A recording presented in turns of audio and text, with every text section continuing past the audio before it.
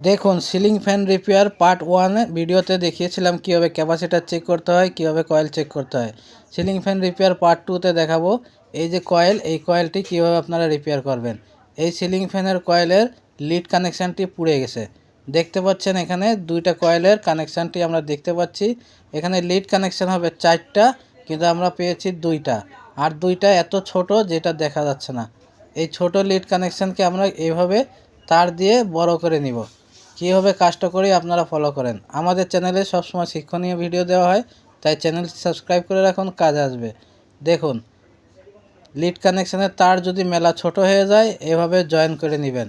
তারগুলোর কানেকশানগুলো আমরা লিড কানেকশানগুলো বড় করে নিব, তারপরে এই কানেকশানগুলো আমরা ওয়্যারিং করব। কিভাবে করি সমস্ত কাজ আপনারা ভিডিওটা স্কিপ না করে দেখুন। তার যখন জয়েন করবেন একটি জিনিস খেয়াল করবেন যেন তারটি জয়েন দেওয়ার সময় কেটে না যায়।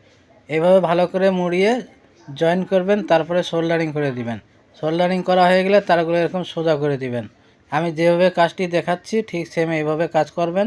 তারপরে এরকম টিউব দিয়ে জয়েনগুলোকে ঢেকে দিতে হবে।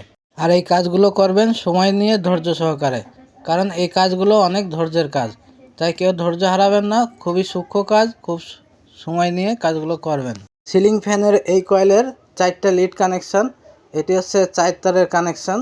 তো আমি 4 তারের কানেকশানের জন্য 4টে লিড কানেকশান আগে বের করে নিচ্ছি। লিড কানেকশানগুলো এইভাবে আপনারা টিউবের মাধ্যমে বের করবেন, তাহলে আর শর্ট হওয়ার ভয় থাকবে না। এখন আমি চেক করে নিচ্ছি, দেখেন বডি মডি নাই। এখন আমি এখানে ওয়ারিংয়ের যে তার থাকে এই ওয়ারিংয়ের তারটি দিয়ে লিড কানেকশান বাহির থেকে বের করে নিব। ওয়ারিংয়ের যে তারগুলো আপনারা দিবেন এই তারগুলো অবশ্যই 2 কালারের হতে হবে এবং তারগুলো তামার তার হতে হবে। মার্কেটে অনেক তার পাওয়া যায় ভিতরে অ্যালুমিনিয়াম বা লোহা ভাঁজ থাকে, তো আপনারা তামার তার দিয়ে ওয়ারিং করলে কয়েলগুলো ভালো সার্ভিস দিবে। এবং এই হাত দিয়ে পেঁচানো যে তারগুলো থাকে সেটাকে আবার সোল্ডারিং করে দিবেন, তাহলে আর লুজ কানেকশান হওয়ার সম্ভাবনা থাকবে না। আমি যেভাবে কাজগুলো করতেছি সেম এইভাবে কাজ করবেন। দেখেন আমি এখানে ভালো করে সোল্ডারিং করে দিচ্ছি। তারপরে এই যে বাড়তি অংশ আছে এটিকে কেটে দিতে হবে।